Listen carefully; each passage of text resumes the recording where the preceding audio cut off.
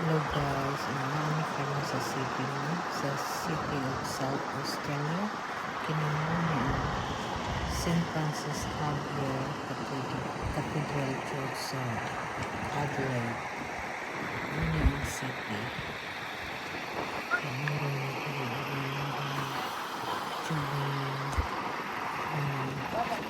African Mass sa 2:30 p.m.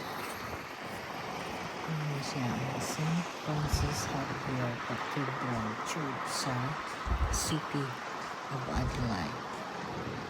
Ano ang church din sa City of Adelaide. Ano siya ang gawas. Ano siya ang gawas. Muna siya ang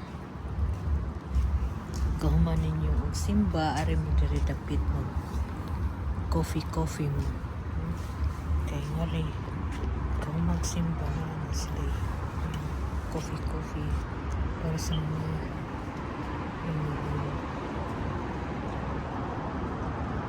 sa community. It's alright. Yeah, it's alright. Ano siya ang gawas sa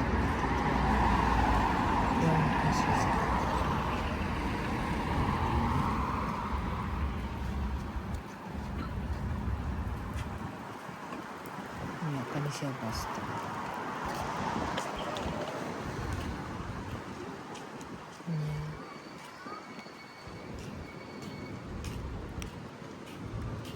Kani siya nga side.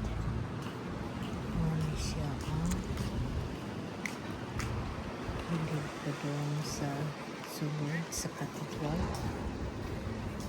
Ang ilang church guys, dili na kayo dako.